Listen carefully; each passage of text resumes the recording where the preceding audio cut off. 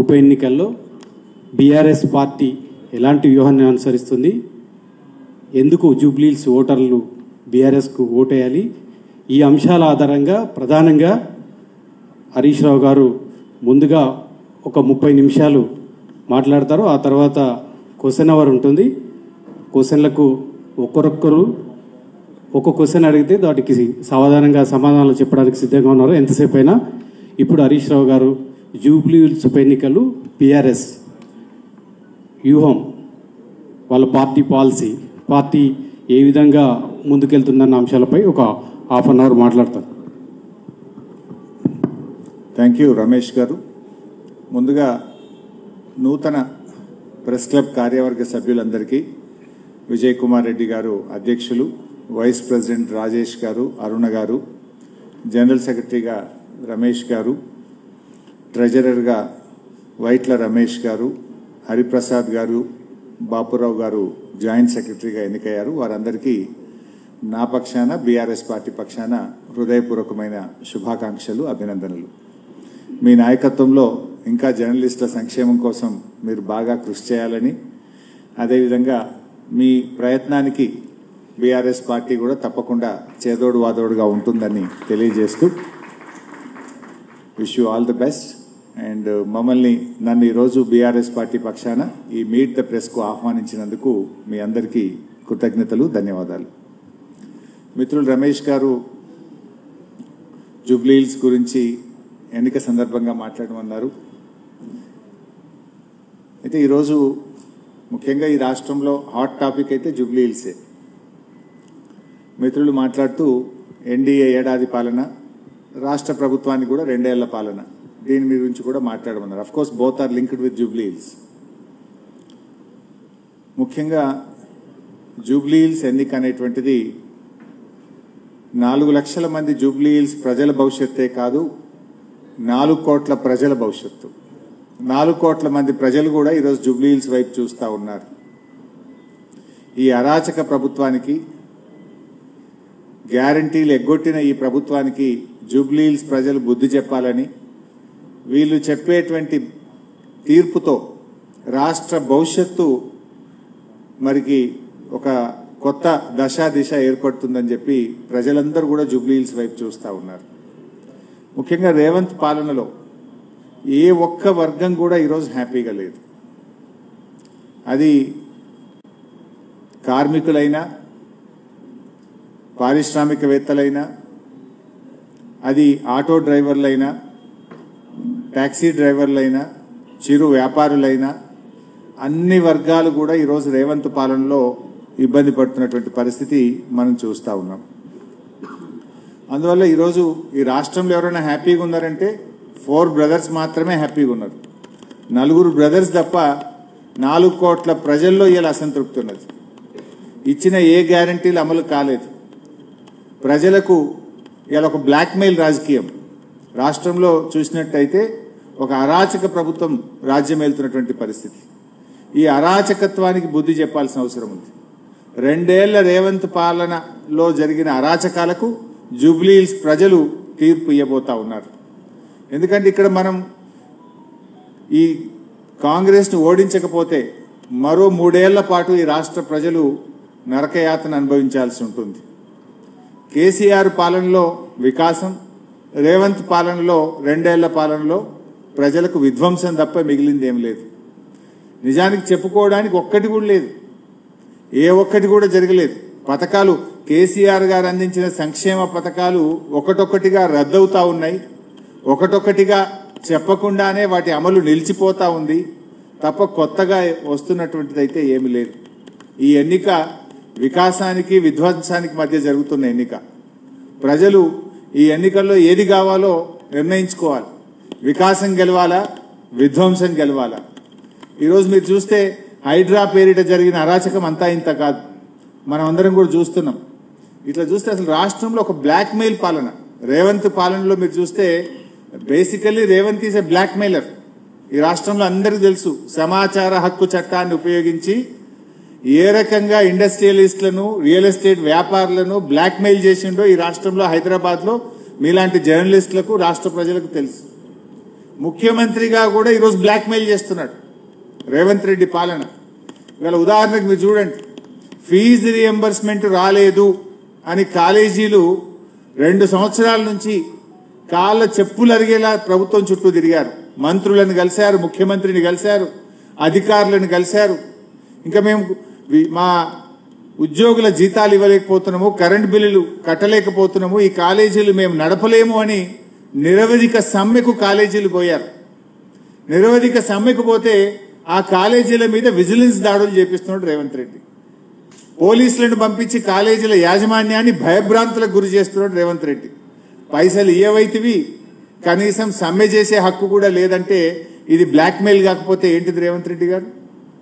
నువ్వే చెప్పినావు దసరాకు 600 ఇస్తా, దీపావళికి 600 కోట్లు ఇస్తా అన్నావు. మరి ఇయ్యలేదు కదా. చూశారు, 2 ఏళ్లు టైం ఇచ్చారు నీకు. అదే బీఆర్ఎస్ ప్రభుత్వం 6 ఏళ్ళు మా 9.5 సంవత్సరాల పాలనలో 19,500 కోట్లు ఫీజు రియంబర్స్మెంట్ మేము చెల్లించాం. వైఎస్ఆర్ గారు ప్రారంభించిన పథకమైన ఇది మంచి పథకమని మా ముఖ్యమంత్రి ఆనాడు కేసీఆర్ గారు ఈ పథకాన్ని కొనసాగించినాం. కరోనా వచ్చినా నిధులు విడుదల చేసినాం.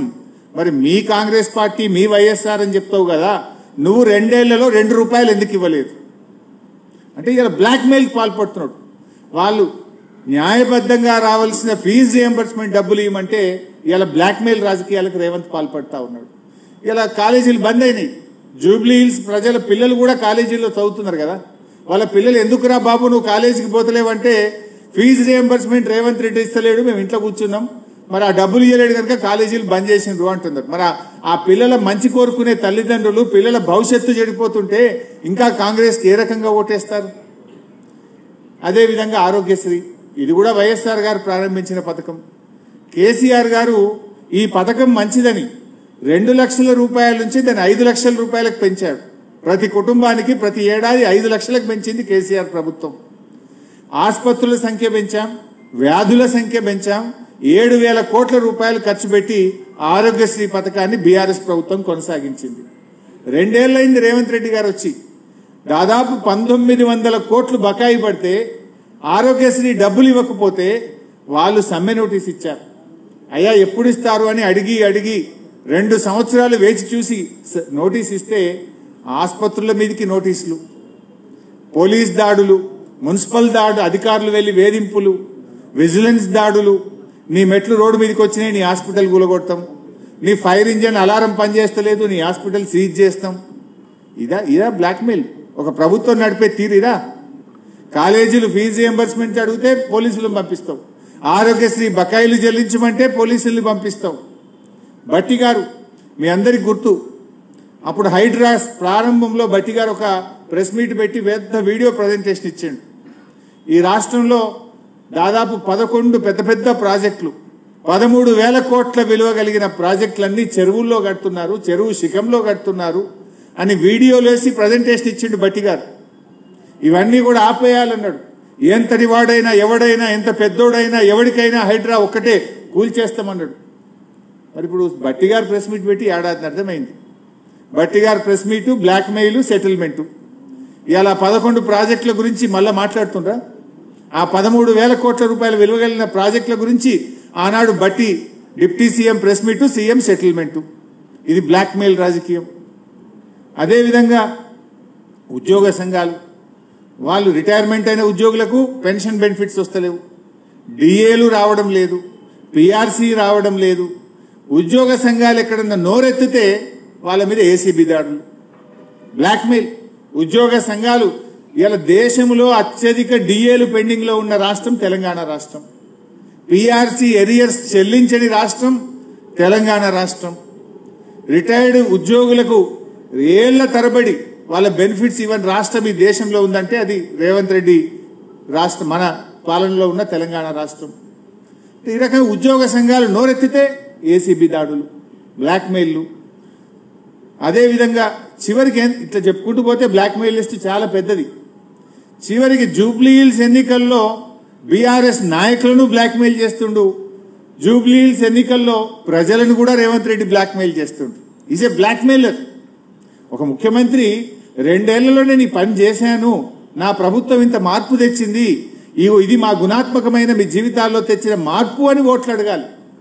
కానీ రేవంత్ రెడ్డికి చేసిందేమీ లేదు, చెప్పుకోవడానికి అంతకంటే లేదు కనుక అదే బ్లాక్ మెయిల్ మైండ్ సెట్తో ఉన్న ఈ ముఖ్యమంత్రి ఇవాళ జూబ్లీ హిల్స్లో బీఆర్ఎస్ నాయకులను, నువ్వు బీఆర్ఎస్ నాయకులు కాంగ్రెస్లో చేరకపోతే నీ ఇల్లు కూలగొడతాం, నీ వ్యాపారాలు దెబ్బతీస్తాం, నిన్ను ఇంకేదో చేస్తాం అని ఇవాళ బీఆర్ఎస్ కార్యకర్తల మీద, నాయకులను వేధింపులకు గురి చేసే ప్రయత్నం చేస్తున్నాడు. చివరికి ప్రజలతో కూడా ఏమంటున్నాడు, మీరు కాంగ్రెస్ కోటేయకపోతే మీ రేషన్ షాప్ బంద్ అవుతుంది, మీ పెన్షన్ బంద్ అవుతుంది. నీ అయ్యే జాగిరా, నువ్వెవరి బంద్ చేయడానికి? This is democracy. నీ ఇంట్లోకి వెళ్ళి ఇస్తున్నావా, నీ నాయన డబ్బులు ఇస్తున్నావా? ప్రజల సొమ్ము ప్రజలకు ఇస్తుంది, ఇది ప్రభుత్వం బాధ్యత. కానీ ఇలా ముఖ్యమంత్రి ఏంటంటే ఓటమి భయం పట్టుకున్నది, చెప్పుకోవడానికి ఏమీ లేదు. అందుకే ఇలా రేవంత్ రెడ్డి బ్లాక్ మెయిల్కు పాల్పడతా ఉన్నాడు, ప్రజలను బెదిరించే ప్రయత్నం చేస్తా ఉన్నాడు. ప్రజాస్వామ్యంలో బెదిరింపులకు తావులేదు, స్కీములు బంద్ చేస్తా అని చెప్పడానికి అవకాశం లేదు. ఇది కేవలం నీ ఓటమి భయంతో, ఫ్రస్ట్రేషన్తో ఇవాళ ముఖ్యమంత్రి గారు బ్లాక్ మెయిల్కి పాల్పడతా ఉన్నాడు. అంటే రేవంత్ పాలన is a blackmail government. దీన్ని ప్రజలు గమనించాలని చెప్పి కూడా నేను కోరుతా ఉన్నా. ఈ బ్లాక్ మెయిలర్కు జూబ్లీస్ ప్రజలు గుణపాఠం చెప్పాలని చెప్పి కూడా నేను ఈ సందర్భంగా కోరుతా ఉన్నా. ఇకపోతే అన్ని అబద్ధాలే, అభివృద్ధి ఆగిపోతుంది అంటున్నారు. నువ్వు కంటోన్మెంట్లో కూడా ఇదే డైలాగ్ కొట్టినావు. కాంగ్రెస్ గెలిస్తే 4,000 కోట్లతో అభివృద్ధి చేస్తా అన్నాడు రేవంత్ రెడ్డి గారు. చాలా విషయాలు చెప్పారు. 6,000 డబుల్ బెడ్రూమ్ ఇల్లు కడతామన్నాడు. నేను రేవంత్ రెడ్డి సవాల్ చేస్తున్నా, ఆ రోజు కంటోన్మెంట్ ఎన్నికల్లో ఇదే హౌసింగ్ మంత్రి పొంగిలేటి గారు వెళ్లి కాంగ్రెస్ గెలిస్తే 6,000 డబుల్ బెడ్రూమ్ ఇల్లు కడతామన్నారు. ఒక్క ఇల్లు కట్టారా కంటోన్మెంట్లో? ఎక్కడ కట్టారో చూపియండి, మేము రావడానికి సిద్ధంగా ఉన్నాం. కంటోన్మెంట్లో మీరు ఆ రోజు 23 కోట్లతో స్పోర్ట్స్ కాంప్లెక్స్ కడతామన్నారు. ఎక్కడ కట్టారో చెప్పండి, పోదాం చూద్దాం. స్పోర్ట్స్ కాంప్లెక్స్ ఎడగట్టినరో. రెగ్యులరైజేషన్ ఆఫ్ డిఫెన్స్ ల్యాండ్స్ అన్నారు. ఒక్కరికన్నా రెగ్యులరైజ్ చేసిండ్రా, పట్టా ఇచ్చిండ్రా? అంటే ఆనాడు అబద్ధాలు చెప్పి ప్రజలను మభ్యపెట్టి మీరు కంటోన్మెంట్లో గెలిచిండ్రు. కంటోన్మెంట్లో ఇవాళ పోయి చూస్తే అన్ని గుంతలు, ఎక్కడ చూసినా పాట్ హోల్స్ ఉన్నాయి. రాత్రి పూట పోతే వెలగని వీధి దీపాలు ఉన్నాయి. ఇంకింత చెడిపోయింది మీరు గెలిచిన తర్వాత. రోడ్లన్నీ గుంతలమయం, రాత్రిపూట వీధి దీపాలు వెలగని పరిస్థితి ఏర్పడ్డది. నువ్వు కంటోన్మెంట్లో ఇచ్చిన ఏ ఒక్క హామీ కూడా అమలు చేయలేదు. ఇలా బీఆర్ఎస్ వచ్చినాకనే అట్లీస్ట్ నిన్ను పరిగెత్తిస్తున్నాం మేము. ఇలా జూబ్లీ హిల్స్ నువ్వు ఉరుకురికి పనిచేస్తున్నావు అంటే ఎందుకు చేస్తున్నావు? ఇంతకుముందు నువ్వు జూబ్లీ హిల్స్లో ఏం పనిచేయలేను. ముఖ్యంగా అజరుద్దీన్ మంత్రి చేసినావు. 2 సంవత్సరాల నుంచి నువ్వు అజరుద్దీన్ మంత్రి ఎందుకు చేయలే? ఇలా నువ్వు బీఆర్ఎస్ ఒత్తిడిలో ముస్లిం మైనార్టీలకు మంత్రి పదవి వచ్చింది. బీఆర్ఎస్ ఒత్తిడిలో నేను ఎన్టీఆర్ స్టాచ్యూ పెడతా అంటున్నావు, పీజేఆర్ స్టాచ్యూ పెడతా అంటున్నావు, గిగ్ వర్కర్ల బిల్లు పెడతా అంటున్నావు. కొల్లూరులో పోయి డబుల్ బెడ్రూమ్ ఇల్లు రేషన్ షాప్ పెట్టి ఇనాగ్రేషన్ చేసి వచ్చినావు ఇమీడియట్గా పోయి. 7 రోజులు రేవంత్ రెడ్డి ఇలా గల్లీ గల్లీ మోకాళ్ళ మీద పాదయాత్రలు చేస్తున్నాడు, గల్లీ గల్లీ తిరుగుతున్నాడు. ఎప్పుడైనా జూబ్లీ హిల్స్ ముఖం చూసినావా నువ్వు? ఇవాళ సినీ కార్మికులను, ఆ రోజు సినిమా యాక్టర్లను జైళ్లలో పెట్టిన నువ్వు ఇవాళ సినీ కార్మికుల దగ్గరికి పోయి వంగి వంగి దండాలు పెడుతున్నావు. ఇట్లా చెప్పుకుంటూ పోతే ఇవన్నీ ఎవరి వల్ల జరుగుతున్నాయి? ప్రధాన ప్రతిపక్షంగా బీఆర్ఎస్ ఒత్తిడి వల్ల, బీఆర్ఎస్ గెలుస్తుందనే భయం వల్ల ఇవాళ నీకు ఇవన్నీ జరుగుతూ ఉన్నాయి. 2 సంవత్సరాలు ఇవేవి నీకు ఎందుకు గుర్తుకు రాలే? 2 ఏళ్లలో నువ్వు మైనార్టీలకు ఎందుకు మంత్రి పదవి ఇవ్వలే? ఎన్టీఆర్ స్టాచ్యూ బీఆర్ఎస్ ఎన్నో పెట్టింది. 70 అడుగుల ఎన్టీఆర్ స్టాచ్యూను ఖమ్మంలో పెట్టాం, కూకట్పల్లిలో పెట్టాం, బాన్స్వాడలో పెట్టాం. ఎన్నో చోట్ల బీఆర్ఎస్ పార్టీ పెట్టింది. ఇవాళ రేవంత్ రెడ్డికి ఎన్టీఆర్ గుర్తొస్తుంది. మరి 2 ఏళ్లకి లేడమైనవు నాయన? జూబ్లీ హిల్స్ ఎన్నికలు వస్తే గుర్తొచ్చింది అది నీకు. మైనార్టీలు గుర్తొస్తారు, ఎన్టీఆర్ గుర్తొస్తాడు, పీజేఆర్ గుర్తొస్తాడు. మరి ఆ పీజేఆర్ కొడుకు ఎందుకు టికెట్ ఇవ్వలేను? నువ్వే కదా పీసీసీ ప్రెసిడెంటు. నిజంగా నీకు అంత ప్రేమ ఉంటే పీజేఆర్ కొడుకు ఎందుకు టికెట్ ఇవ్వలే? ఇవాళ పీజేఆర్ మీద నీకు ప్రేమ గుర్తొస్తుందా? పీజేఆర్ కు మంత్రి పదవి ఇవ్వకపోవడం వల్ల, కాంగ్రెస్ యొక్క అరాచకం వల్ల ఆ రోజు పీజేఆర్ చనిపోయింది గుండాకి. ఇవాళ నువ్వు పీజేఆర్ మీద ప్రేమ వలకపోస్తున్నావు.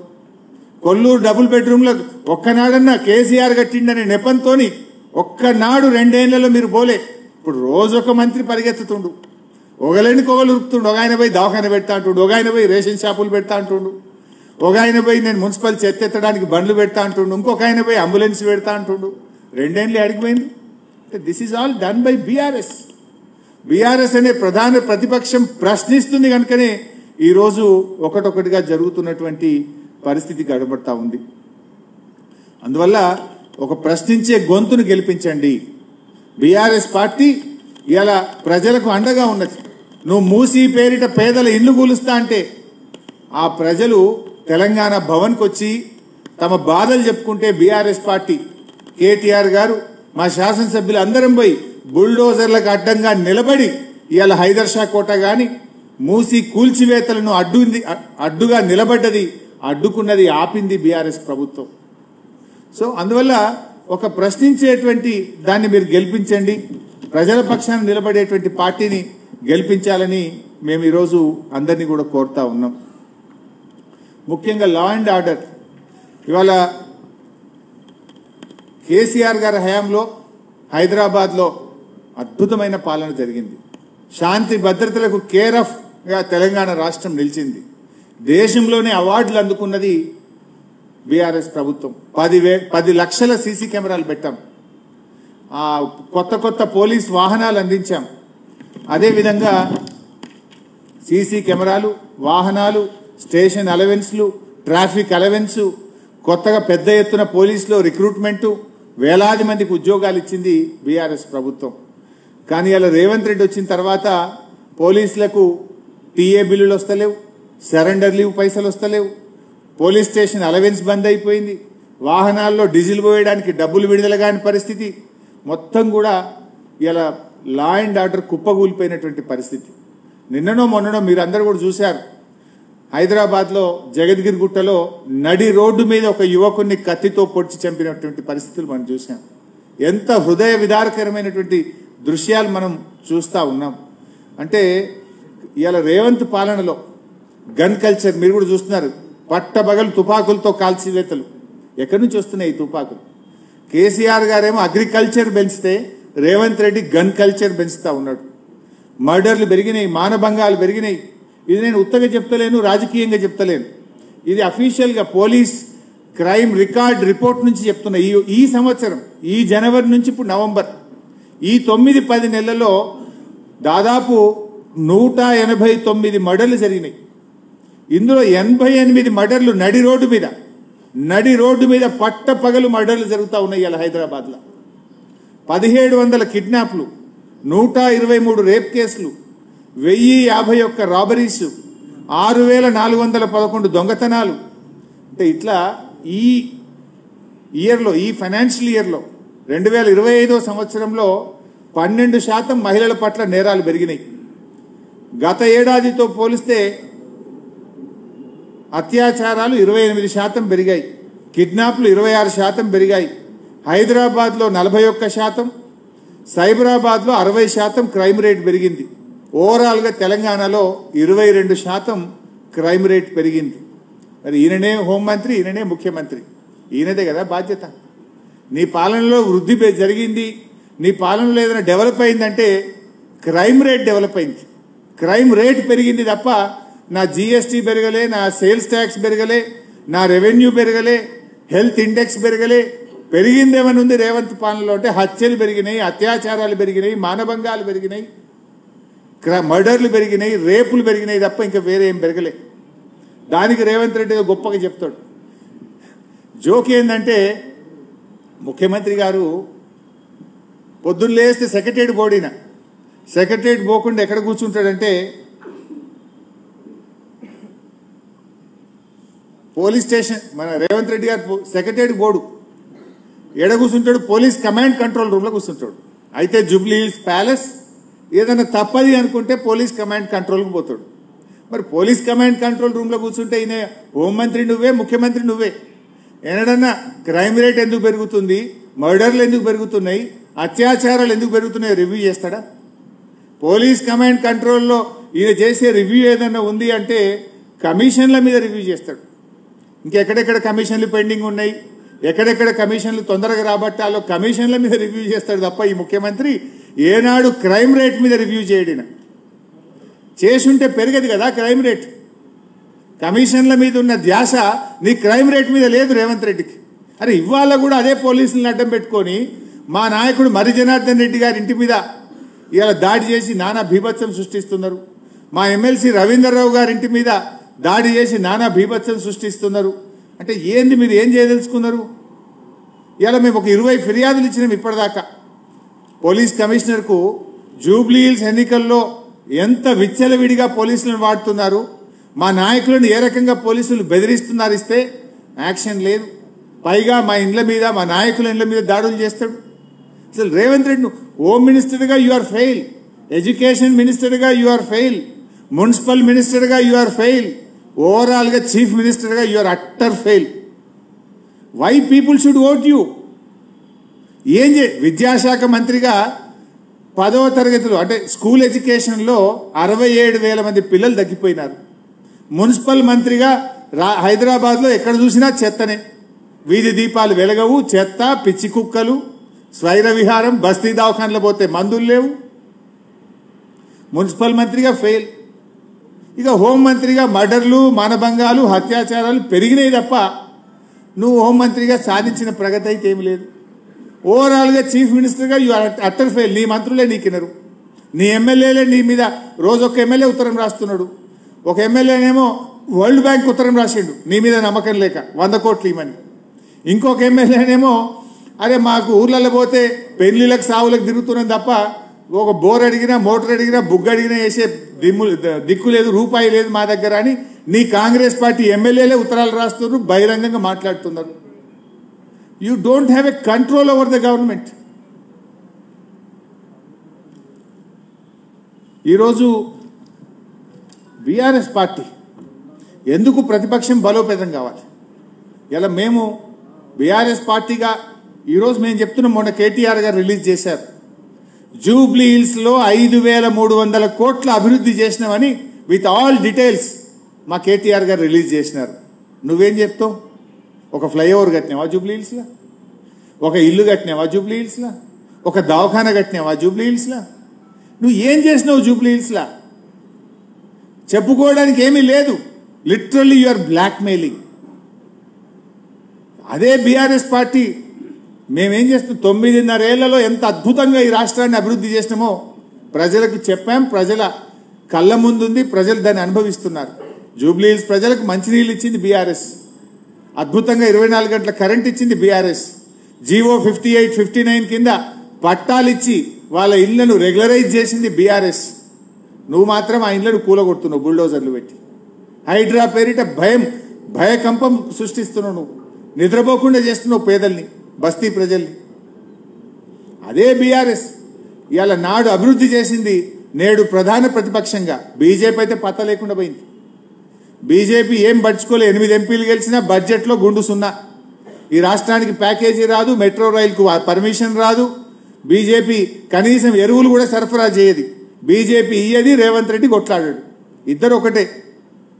కానీ బీఆర్ఎస్ ఈరోజు 2 సంవత్సరాల్లో ఆనాడు అధికారంలో ఉంటే అభివృద్ధి చేసి చూపాం, సంక్షేమ కార్యక్రమాలు అమలు చేశాం, దేశానికి రోల్ మోడల్గా తెలంగాణ నిలిపాం. దేశం తెలంగాణను చూసి నేర్చుకునే విధంగా ఈ రాష్ట్రాన్ని కేసీఆర్ గారి పాలనలో నడిపించాం. మనం మిషన్ భగీరథ పెడితే దేశం హర్ ఘర్ కో జల్గా దేశం మొత్తము అమలైంది. మనం 1962 పెడితే దేశం మొత్తం 1962 అమలు జరిగింది. మనము చెరువుల పునరుద్ధరణ కార్యక్రమం చేస్తే దేశం మొత్తం అమలు చేసింది. అట్లా అనేక కార్యక్రమాలు దేశానికి మోడల్గా నిలిపాం. ఈరోజు ప్రతిపక్షంలో కూడా ప్రభుత్వాన్ని నిద్రపోనిస్తలేము. 6 గ్యారంటీల మీద అడుగడుగున నిలదీస్తున్న బాకీ కార్డులను ఇంటింటికి జూబ్లీ హిల్స్లో పంపాం. రుణమాఫీ గురించి గల్లా పట్టుకొని అడిగితే ఇవాళ కనీసం అరకొరగనైనా రుణమాఫీ కొద్దో గొప్ప జరిగిందంటే బీఆర్ఎస్ పోరాటం, బీఆర్ఎస్ నిలదీస్తేనే రుణమాఫీ జరిగింది. బీఆర్ఎస్ పోరాటం వల్లనే ఇవాళ 2 సార్లు రైతు బంధు వచ్చింది, 2 సార్లు ఎగ్గొట్టిండు ఈ పుణ్యాత్ముడు. ఈయన వచ్చినాక 4 పంటలు, 2 సార్లు రైతు బంధు ఎగ్గొట్టిండు. నువ్వు ఎగ్గొట్టినవు, నీ సంగతి ఏందని బీఆర్ఎస్ ప్రశ్నిస్తే కనీసం 2 సార్లు రైతు బంధు వచ్చింది. మొన్న యాసంగి బోనస్ ఎగ్గొట్టిండు, దాని సంగతి ఏందని గల్లబట్టుకొని బీఆర్ఎస్ అడిగితే ఇప్పుడు వానకాలంకు బోనస్ ఇస్తా అంటుండు. యాసంగి ఎగ్గొట్టిండు, వానకాలం ఇస్తుండు. ఒక పంటకి ఇచ్చిండు, ఒక పంటకి ఎగ్గొట్టిండు.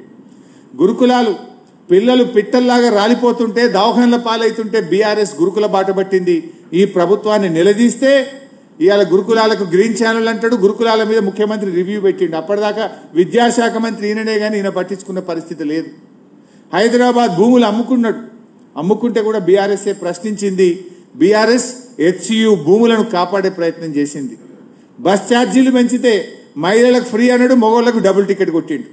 ఆడవాళ్ళకు ఫ్రీ అంటివి, భార్యకు ఫ్రీ అంటివి, భర్తకు డబుల్ టికెట్ కొడితే ఇక అదేం ఫ్రీ? భార్యకు ఫ్రీ అన్నావు, భర్త టికెట్ 10 రూపాయలు బదులు 20 రూపాయలు చేసినావు, ఆడికాడికి అయిపోయాయి. దాని మీద కూడా పోరాడింది బీఆర్ఎస్. బస్ ఛార్జీల మీద పోరాడింది బీఆర్ఎస్. మైనార్టీ మినిస్టర్ లేకపోతే పోరాడింది బీఆర్ఎస్. బస్తీ దవాఖానాల్లో జీతాలు ఇవ్వకపోతే, మందులు లేకపోతే పోరాడింది బీఆర్ఎస్. టిమ్స్ హాస్పిటల్ల నిర్మాణం ఆలస్యం జరిగితే పోరాడింది బీఆర్ఎస్. ఇట్లా బీఆర్ఎస్ ప్రజల గొంతుకై పోరాడుతుంది. ఉద్యోగుల పక్షాన, నిరుద్యోగుల పక్షాన 2 లక్షల ఉద్యోగాలు ఏమైనాయని బీఆర్ఎస్ పోరాడుతుంది. రిటైర్డ్ ఉద్యోగుల పక్షాన బీఆర్ఎస్ పోరాడుతుంది. అవుట్ సోర్సింగ్ ఉద్యోగుల పక్షాన బీఆర్ఎస్ పోరాడుతుంది. పేదల పక్షాన బీఆర్ఎస్ పోరాడుతుంది. ఈ రకంగా బీఆర్ఎస్ ఆనాడు అధికారంలో ఉంటే పేదలకు పనిచేసింది. ఇవాళ ప్రతిపక్షంలో ఉంటే పేదల గొంతుకై, ప్రశ్నించే గొంతుకగా నిత్యం ప్రజల్లో ఉంటూ బీఆర్ఎస్ పోరాడుతుంది. అందువల్ల ఇలాంటి బీఆర్ఎస్ పార్టీని మీరందరూ కూడా జూబ్లీ హిల్స్లో గెలిపించాలని చెప్పి కూడా జూబ్లీ హిల్స్ ప్రజల్ని మేము కోరుతా ఉన్నాం. ఇవాళ బీజేపీ కాంగ్రెస్ రెండు ఒకటే. ఎందుకు ఈ మాట అంటున్నామంటే, ఇవాళ జూబ్లీ హిల్స్లో పోటీ చేస్తున్న అభ్యర్థి నవీన్ యాదవ్ తమ్ముడు వెంకట్ యాదవ్, ఆయనకు 3 ఓట్లున్నాయి ఆధారాలతో సహా. కాంగ్రెస్ అభ్యర్థి తమ్ముడికి 3 చోట్ల ఓటు ఉంది జూబ్లీ హిల్స్లో. ఇది ఎక్కడిది అని మేము ఎలక్షన్ కమిషన్కి ఇచ్చాం, ఫిర్యాదు చేసినాం, కానీ దాని మీద యాక్షన్ లేదు. దాదాపు 25,000 ఓట్లు కొత్తగా నమోదైనాయి. ఇందులో డూప్లికేట్ ఓట్లున్నాయి, వాళ్ళు అక్కడ ఉండడం లేదు, దొంగ ఓట్లున్నాయి, ఓట్ చోరీ జరుగుతుందని బీఆర్ఎస్ ఫిర్యాదు చేస్తే కిషన్ రెడ్డికి పట్టది, బీజేపీ ప్రశ్నించది, బీజేపీ దాని మీద ఎంక్వైరీ వేయదు. మీ చేతులు అధికారం ఉన్నా మీరు పట్టించుకోరు. ఇద్దరు కలిసింది కనుకనే అది జరగదు. మరి రాహుల్ గాంధీ కూడా దేశమంతా బీహార్లో పోయి ఓట్ చోరీ అంటాడు. తెలంగాణ ఓట్ చోరీ గురించి రాహుల్ గాంధీ గారు మాట్లాడారు. అంటే ఇలా బీజేపీ కాంగ్రెస్లు తెలంగాణలో రెండు కలిసి ఉన్నాయి. ఇక్కడ ఇప్పుడు అసదుద్దీన్ ఓవైసీ గారు పోయి బీహార్లో ఆయన ఎన్నికల్లో నిలబడితే ఇదే కాంగ్రెస్ నాయకులు షబ్బీర్ అలీ గారు ఏమంటున్నారు ఓవైసీ గారిని, ఏ बीजेपी का बी टीम है अंटाడు. फिर तेलंगाना में कैसा बी टीम बना कांग्रेस का? बिहार में बीजेपी का बी टीम, तेलंगाना में कांग्रेस का बी टीम. एक ही पार्टी एक ही इलेक्शन में वहां बीजेपी का बी टीम कैसा बनता या कांग्रेस का बी टीम कैसा बनता? कुछ गलती है. आप सब मिलके हैं, आप सब लोगों को మోసం చేస్తా ఉన్నారు మీరు అందరు కలిసి. ఈ విషయం ఇవాళ ప్రజలు ఆలోచిస్తున్నారు. ఇవాళ ప్రధానమంత్రి గారే ఆర్ఆర్ ట్యాక్స్ అంటాడు. మరి ఆర్ఆర్ ట్యాక్స్ మీద ఎందుకు చర్యలు ఉండవు? ఇవాళ అందరికీ తెలుసు ఎక్కడ వసూలు చేస్తుండో, ఆర్ఆర్ ట్యాక్స్ ఏందో అందరికీ తెలుసు. Why there is no action so far? అదేవిధంగా బీసీ రిజర్వేషన్ ఢిల్లీలో అధికారంలో ఉన్నది బీజేపీ, రాష్ట్రంలో అధికారంలో ఉన్నది కాంగ్రెస్. వీళ్ళే ధర్నాలు చేస్తారు. చట్టాలు పాస్ చేయాల్సింది మీరు, కానీ బీజేపీ ధర్నా చేస్తుంది, రోడ్ ఎక్కి కాంగ్రెస్ ధర్నా చేస్తుంది. ఎవరి చెవులలో పూలు పెడుతుంది? ఇద్దరు కలిసి ఉన్నారు కనుకనే ఇలా బీసీలను ఈ రాష్ట్రంలో మోసం చేస్తూ ఉన్నారు మీరు. బీజేపీ కాంగ్రెస్లు ఈ జూబ్లీ హిల్స్ ఎన్నికల్లో ఇద్దరు కూడా ఒక్కటై పనిచేస్తూ ఉన్నారు. ముఖ్యంగా ఈరోజు రేవంత్ రెడ్డి గారు हमारे मुसलमानों का भी बेइज्जती करा. परसों वो इलेक्शन में कैंपेन में बात करते हुए कांग्रेस है तो मुसलमान है, कांग्रेस है तो आपका इज्जत है, कांग्रेस नहीं है आप कुछ नहीं है అనేటువంటి మాట మాట్లాడిండు. हाउ कैन ही से कांग्रेस नहीं है तो आप कुछ नहीं है? कांग्रेस कब आया? मुसलमान कब से है? इनफैक्ट आजादी के लिए पहले लड़ा हुआ सो जमाते उलमा हिंद, कांग्रेस जब पैदा भी नहीं हुआ, जब जमाते उलमा हिंद ने आजादी के लिए लड़ा है तब कांग्रेस है भी नहीं, कांग्रेस का पैदाश भी नहीं हुआ. ये कैसा बोल सकता रेवंत रेड्डी? रेवंत रेड्डी ने आज मुसलमानों का बेइज्जती कर रहा। मैं रेवंत रेड्डी से डिमांड करना चाहता हूं, वो पूरे मुसलमानों से माफी मांगना चाहिए, बेशक से माफी मांगना चाहिए। आज मुसलमानों का आप बेइज्जती कर रहे हैं, ये आप ब्लैकमेल करने का कोशिश कर रहे हैं मुसलमानों के साथ। आप क्या कर रहा मुसलमानों के लिए? 4000 करोड़ रुपया बजट देते बोले, दिए क्या? 1000 करोड़ रुपया नौजवान बच्चे के लिए देते बोले, 1 रुपया दिए क्या? इमाम मौसम का तनख्वाह बढ़ाते बोले, 1 रुपया बढ़ाए क्या? तू करा क्या? कुछ नहीं करा। 2 साल में मुसलमानों के लिए आप करे सो कुछ भी नहीं है। कम से कम मिनिस्टर भी नहीं दिए थे। जुबली हिल्स में हार जा रहा बोल के, मुसलमान आपके खिलाफ हुआ बोल के, बीआरएस के प्रेशर से वो अजहरुद्दीन साहब को आप परसों 7 दिन पहले आप मिनिस्टर बनाए। अब लोग मालूम हो गए लोगों को आपका क्या है, आप क्या कर रहे, मुसलमानों को पूरा मालूम हो गए। जरूर आप लोगों को सबर सिखाएंगे। ఇదే రేవంత్ రెడ్డి గారు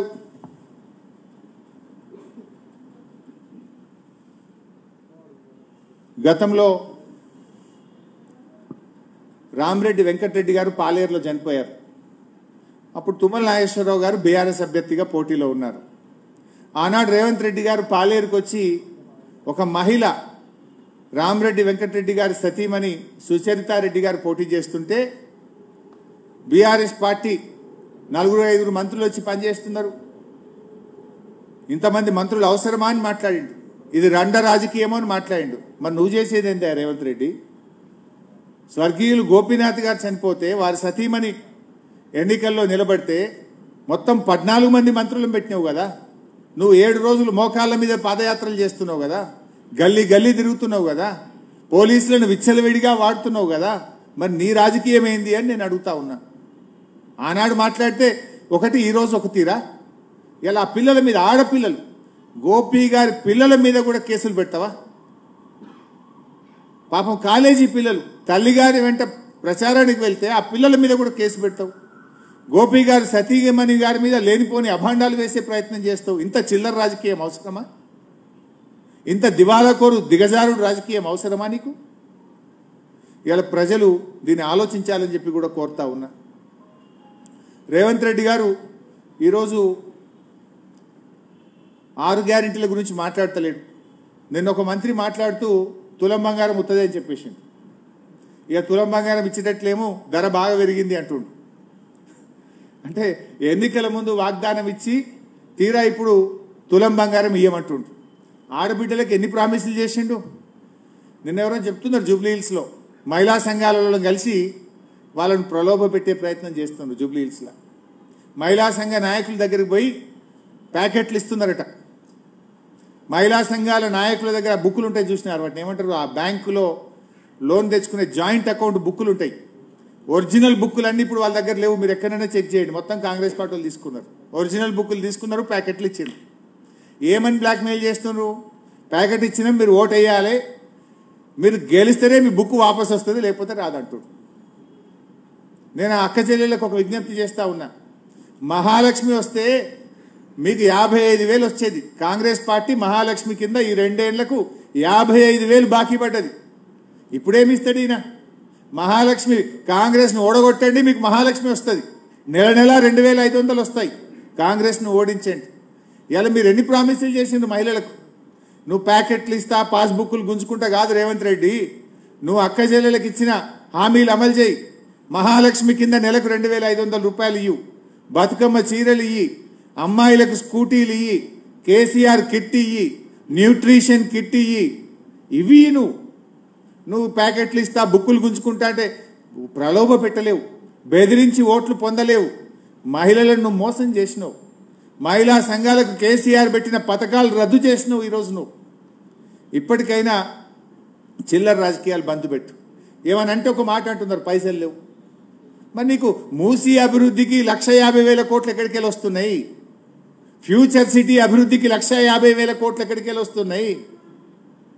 మూసీకి పర్సంటేజీలు కమిషన్లు వచ్చేదానికి మాత్రం డబ్బులు ఉంటాయి. మూసీ అభివృద్ధికి డబ్బులుంటాయి, ఫ్యూచర్ సిటీకి డబ్బులుంటాయి.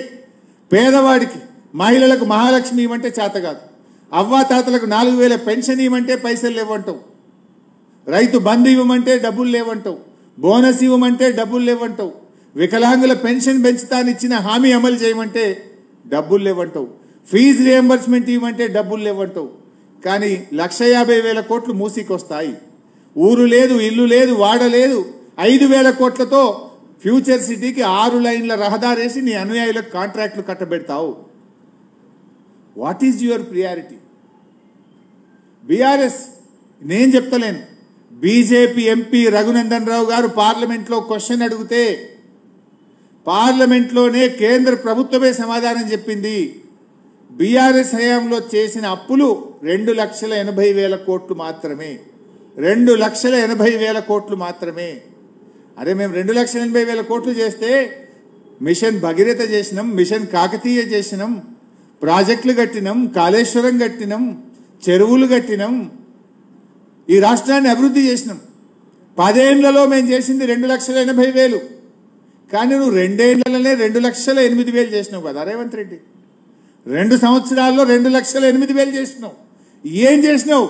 ఒక చెరువు కట్టినావా, ఒక చెక్ డ్యామ్ కట్టినావా, ఒక రిజర్వాయర్ కట్టినావా, ఒక రోడ్ వేసినావా? నువ్వు చేసింది ఏందో చెప్పు. 2,08,000లో ఢిల్లీకి మూటలు మోసుడు తప్ప, కమిషన్లు దొబ్బుడు తప్ప నువ్వు చేసింది ఏందో ఉంటే ఒక్కటి చెప్పు. 2,08,000 కోట్లు చేసినావు 2 ఏళ్లలో. మేము 10 సంవత్సరాల్లో 2,80,000 బీఆర్ఎస్ అప్పని నేను చెప్పట్లేదు. బీజేపీ ఎంపీ రఘునందన్ రావు గారు అడిగితే పార్లమెంట్లో కేంద్ర ప్రభుత్వం సమాధానం చెప్పింది. ఇది కదా ఈరోజు జరుగుతున్నది. సో ఫైనల్గా నేను జూబ్లీహిల్స్ ఓటర్స్తో ఒకటే కోరుతా ఉన్నా, మీరు ఓటర్స్ కాదు, న్యాయ నిర్ణేతలు. ఈ 2 ఏళ్ల అరాచక పాలన మీద, ఈ 6 గ్యారంటీల మీద ఈరోజు మీరు తీర్పు ఇవ్వండి. వాళ్ళు పెట్టే బ్లాక్మెయిల్లకు, ప్రలోభాలను తిప్పికొట్టాలని జూబ్లీహిల్స్ ఓటర్స్ను విజ్ఞప్తి చేస్తూ ఉన్నా. విద్యావంతులు, విజ్ఞానవంతులు, చదువుకున్న వాళ్ళు తప్పకుండా ఓటింగ్లో పాల్గొనండి. పోలింగ్ పర్సంటేజ్ పెంచడానికి ప్రయత్నం చేయండి. ఆత్మసాక్షిగా ఓటేయండి. ఇలా 6 గ్యారంటీలు రాష్ట్రంలో కొంతమంది ఏ టీం బి టీంలో చర్చ పెడుతున్నారు. 2 టీములు ఉన్నాయి ఈ స్టేట్లో. దాంట్లో పెద్ద చర్చ ఏం లేదు. 2 టీములు. ఒకటేమో 6 గ్యారంటీలు ఎగ్గొడుతున్న టీం, ఒకటేమో గల్లా పట్టుకొని 6 గ్యారంటీలు అమలు చేయమని అడుగుతున్న team. BJP silent, there is no team. BJP దేని మీద మాట్లాడతలేదు. ఈ రాష్ట్రంలో అరాచకాల మీద మాట్లాడదు, రాష్ట్ర అభివృద్ధి గురించి మాట్లాడదు. ఈరోజు 2 టీంల మధ్యనే పోటీ. 6 గ్యారంటీలు ఎగ్గొడుతున్న టీం ఒకటైతే, 6 గ్యారంటీలు అమలు చేయమని గల్లా పట్టుకొని పోరాడుతున్న టీం ఒక టీం. 2 టీంల మధ్య జరిగే ఎన్నికల్లో 6 గ్యారంటీలు అమలు కావాలంటే మాగంటి సునీతమ్మ గారిని కారు గుర్తు మీద ఓటేసి గెలిపించండి. 6 గ్యారంటీలు ఎగ్గొట్టిన వాళ్లకు మీరు ఓటేస్తే, మేము గ్యారంటీలు ఇవ్వకుండా తులం బంగారం ఇయ్యమని తేల్చి చెప్పినా మాకే ఓటేసింది, ఇక ఇచ్చేదే లేదు అంటారు. కాంగ్రెస్ మెడలు వంచాలంటే ఇవాళ మీరు కాంగ్రెస్ను గుణపాఠం చెప్పండి. జూబ్లీహిల్స్ ఎన్నికల వల్ల కాంగ్రెస్ ప్రభుత్వం ఏం పడిపోదు, బీఆర్ఎస్ ప్రభుత్వం ఏం అధికారంలోకి రాదు. కానీ వాళ్ళ కనునిప్పు కలుగుతుంది, వాళ్ళ అరాచకాలకు అడ్డుకట్టబడుతుంది. 6 గ్యారంటీల అమలుకు మీరు దోహదం చేసిన వాళ్ళు అవుతారు. కనుక ఖచ్చితంగా ఈ జూబ్లీహిల్స్లో కాంగ్రెస్ను ఓడించండి. ఈ అరాచక కాంగ్రెస్కు మీ ఓటుతో గుణపాఠం చెప్పి ఈ రాష్ట్ర ప్రగతికి మీరు దోహదం చేయాలని చెప్పి కోరుతా ఉన్నా. ఇవాళ రియల్ ఎస్టేట్ పడిపోయి ప్రజలు ఇబ్బందుల్లో ఉన్నారు, వ్యాపారస్తులు ఇబ్బందుల్లో ఉన్నారు, అన్ని వర్గాలు ఇబ్బందుల్లో ఉన్నారు. అట్లీస్ట్ ఇక్కడ గుణపాఠం జరిగితే వాళ్ళ కరుణింపు జరుగుతుంది, రివ్యూ జరుగుతుంది, ప్రజలకు మేలు జరుగుతుంది అనేటువంటిదే బీఆర్ఎస్ యొక్క ఆశ. అందువల్ల మీరు లేదంటే మీరు ఒక్కటే ఆలోచించండి. By chance undoubtedly BRS is winning this election. మాకు ఏ survey, you take any survey, all the surveys are saying BRS is winning. ప్రజల మూడ్ అదే ఉంది. మేము ప్రజలకు దగ్గరికి ప్రచారానికి వెళ్తే కూడా మాకు వాళ్ళు ప్రజలు థంబ్ చూపిస్తున్నారు, వీఆర్ విత్ యూ అని చెప్తున్నారు. కొంతమంది ప్రజలు అన్న వీడియో వద్దే, వీళ్ళు ఆ వీడియో చూసి మళ్ళీ ఈ గుండాగాళ్ళు రాత్రి ఇంటికి వస్తున్నారు, మేము మీకే వేస్తున్నాం, జర ఫోటో తీయకుండి వీడియో తీయకుండి అంటున్నారు. ఈరోజు ఆ పరిస్థితి వచ్చింది జూబ్లీహిల్స్లో. ఒకవైపు పోలీసులు, సివిల్ డ్రెస్లో ఉన్న పోలీసులు, ఒకవైపు గుండాలు ఈ రకంగా భయభ్రాంతులకు గురి చేస్తున్నారు. ప్రజలు they are clear, there is silent wave, ఒక పెద్ద వేవ్ రాబోతుంది. ప్రజలు మా సర్వేల్లో ఇలా బీఆర్ఎస్కి 6%, 8% లీడ్ చూపిస్తున్నారు, కానీ అంతకంటే ఎక్కువ ఉన్నది. కొంత భయపడి వీళ్ళు సివిల్ డ్రెస్లో ఉన్న పోలీసులా కాంగ్రెస్లు పంపిన గుండాల అర్థం కాక కొంతమంది they are maintaining silence. But ఒక నిశ్శబ్ద విప్లవం ఉంది. బీఆర్ఎస్ ఎవరి అంచనాలకు అందనంత పెద్ద మెజార్టీతో బీఆర్ఎస్ గెలుస్తుంది అనేటువంటి సంపూర్ణమైన విశ్వాసం ఉంది. మరి జూబ్లీహిల్స్ ప్రజలకు కూడా బీఆర్ఎస్ పార్టీ తరఫున ఈరోజు మీరందరూ కూడా వికాసాన్ని గెలిపించండి, ఈ యొక్క అరాచకత్వాన్ని, ఈ యొక్క విధ్వంసాన్ని ఓడించండి. హైడ్రా ఆగాలన్నా, 6 గ్యారెంటీలు అమలు కావాలన్నా, ఈ అరాచకాలు ఆగాలన్నా మీరందరూ కూడా బీఆర్ఎస్ను గెలిపించాలని మీ అందరినీ ఈ ప్రెస్ క్లబ్ ద్వారా, ఈ మీట్ ద ప్రెస్ కార్యక్రమం ద్వారా బీఆర్ఎస్ పార్టీ తరఫున మీ అందరికీ విజ్ఞప్తి చేస్తూ ధన్యవాదాలు. థ్యాంక్ యూ హరీష్ రావు గారు. జూబ్లీహిల్స్ లిమిట్ కావాలని కోరింది ఎందుకంటే హరీష్ రావు గారి నుంచి ఈ ప్రమాదం పొంచి ఉందని. జూబ్లీహిల్స్ నుంచి మొదలు పెడితే ఢిల్లీ వరకు రాష్ట్ర ప్రభుత్వ వైఫల్యాలు, బీజేపీ కాంగ్రెస్ బంధం గురించి చాలా వివరంగా చెప్పారు. ఇప్పుడు క్వశ్చన్ అవర్ స్టార్ట్ చేద్దాం. సమన్వయకర్తగా మొదటి క్వశ్చన్ నేను వేయాలనుకుంటున్నాను. మీరు కాంగ్రెస్ మీద ఆరోపణలు, కాంగ్రెస్ మీద విమర్శలు, కాంగ్రెస్ మీద ఏ ఆరోపణలు చేసినా సీఎం రేవంత్ రెడ్డి నుంచి మొదలుకొని పిసిసి ప్రెసిడెంట్ మహేష్ కుమార్ గౌడ్ నుంచి మొదలుకొని కింది స్థాయి కాంగ్రెస్ కార్యకర్తలు ఒకటే క్వశ్చన్ ఇస్తున్నారు. మీ ఆరోపణలు చేసే ముందు మీ ఇంటి ఆడబిడ్డ కవిత చేసిన ఆరోపణల మీద మీరు ముందు సమాధానం చెప్పాలని అంటున్నారు, జూబ్లీహిల్స్ ఎన్నికల్లో కానీ ఇతర వేదికల మీద కానీ. సో కాంగ్రెస్కు చెప్పుకోవడానికి ఏమి లేక ఇలాంటి రాజకీయాలు మాట్లాడుతూ ఉన్నారు. నిజంగా జూబ్లీహిల్స్ ఎన్నికల్లో మీరు ఏం చేస్తారో అభివృద్ధి గురించి చెప్పండి. ప్రజలకు మీరు 2 సంవత్సరాల్లో మీరు చేసిన 6 గ్యారెంటీల అమలు గురించి చర్చించండి. గతంలో కూడా చాలా వచ్చినాయి ఇటువంటివి. మీ కాంగ్రెస్ పార్టీలో ఉన్నప్పుడు కూడా మీ కాంగ్రెస్ పార్టీ నాయకులే ఈరోజు కొండా సురేఖ గారి బిడ్డ ఏం మాట్లాడుతుంది దానికి సమాధానం చెప్పమని రేవంత్ రెడ్డిని. కొండా సురేఖ సతీమణి కేబినెట్ మంత్రి బిడ్డ ఏమని చెప్పింది? గన్ను రేవంత్ రెడ్డి పంపిండు, తుపాకీ రేవంత్ రెడ్డి పంపి భయపెట్టి వసూళ్లు చేయించిండు అని చెప్పింది. అమ్మ ఫైల్ మీద సంతకం పెడితే జపాన్లో ఉన్న ముఖ్యమంత్రి ఫైల్ తెప్పించుకున్నాడు అని చెప్పింది.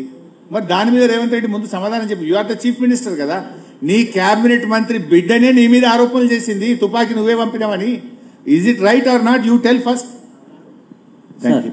ఎస్, మహిళా జర్నలిస్ట్ నుంచి అవకాశం ఇద్దాం ముందు ఎవరికైనా ముందు. ఎస్, మైక్ ఇవ్వండి. ఉమక్ మైక్ ఇవ్వండి. మీ ఆర్గనైజేషన్ పేరు, మీ పేరు చెప్పి క్వశ్చన్ అడగండి.